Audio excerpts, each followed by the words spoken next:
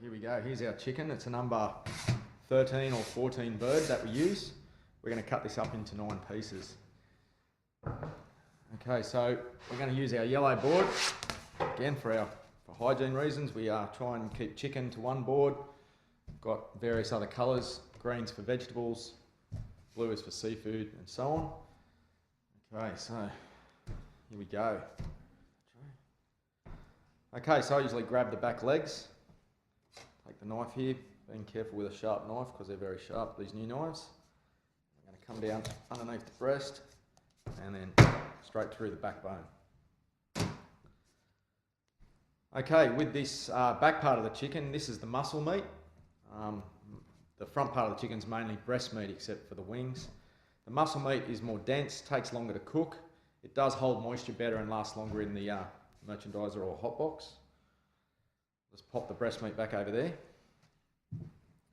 Then what we do, once we get the back half of our chicken, we then take that in half again. So through the centre of the bone, the backbone.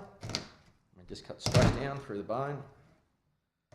Okay, and that there is what you call a Maryland. So these are the Marylands. We're actually going to take them in half again, and we're going to have 2 thighs and 2 legs. Okay, so when we do cut these, we want to actually come a bit high on the drumstick and leave a bit of meat on the top of the drumstick. We want to get it so it's just through the bone. So there's our nice drumstick. This here is our thigh. You don't need to worry about these bits. These bits shrivel up and cook up in the fryer. Just discard them. But you don't need to pull it all out. And here, this fat, unless it's really excessive, you don't need to cut that off, because with the coating on there and the batter, what happens is that when it hits 165 degrees or 160 degrees, what will happen is that will then shrivel right up and become nice and crunchy and be a lot of the flavour of the actual chicken. What I also like to do here with the thigh is dislocate the joint. And what that does is it lets the heat get in there, make sure it cooks evenly, and also it stops the piece tightening up when it cooks because it's dislocated. So there's our thigh piece and our drumstick. Same with the other piece, again, making sure we go through the bone a little bit high on the drumstick. There we go. There's our drumstick.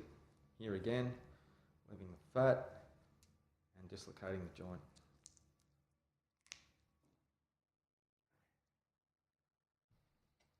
Okay. Now we'll get the front part of the chook, which is the breast area and the 2 wings. We're going to take a fair bit of breast meat off with the wing to make the piece a little bit more substantial. So we just bring the knife around, lifting the bird off the board, because you just use the natural weight to get your angle right. There you go. So that's our wing piece with a nice lump of meat on it there. We fold the wing back like so. So it's just a matter of unfolding, fold it up. There's one wing. Go the other side, again using the weight of the bird. It falls away as you cut. There it is. Other piece, our other wing. Again, folding it back. Both sides of the wing there. So there's our 2 wings.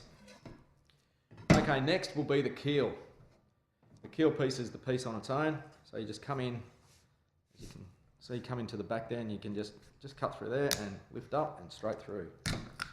There you go. So that's our, the odd piece out. The keel, it's all breast meat.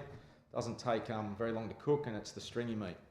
This part of the chicken dries out the fastest, so it's also good to remember and know your pieces, because then when they go into the hot box, you can sell these pieces first, because they will take less time. They will last less time in the hot box. There's our other rib. Our other rib, and we call it the rib because you can see the ribs there. It's actually breast meat on there too. So again, these are the pieces you want to sell first here, and these pieces here will last longest.